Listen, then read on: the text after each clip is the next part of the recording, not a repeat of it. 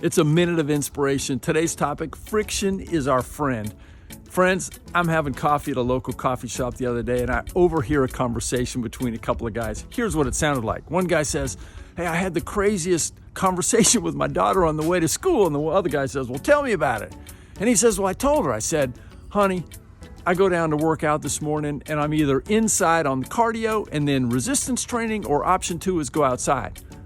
And his daughter says, "Okay, Dad, so what's the question?" And he said, "Well, wait, there's another piece of information. Outside it's 42 degrees, pouring down rain, and heavy wind." And she goes, "All right, what's the question?" And he said, "Which one did I do?" And he said, the daughter said, "Well, of course, Dad, you went outside." And he said, "Well, why do you think that?" "Because, Dad, you do the hard stuff.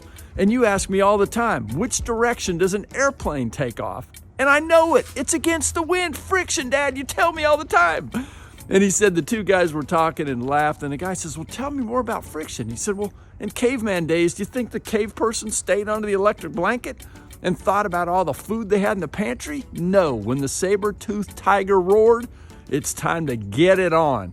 Friends, I'm chuckling in my seat hearing this conversation go on. And I remember that morning I put my contact in and there was the smallest piece of dust that I kept in there. And I felt it all day long. I felt life. A pebble in your shoe, don't take it out. Feel life. Instead of taking the elevator or the escalator, take a set of stairs. Instead of using the right hand, your go-to hand to brush your teeth, change it and use your left hand. Feel that all day long, because friction is our friend.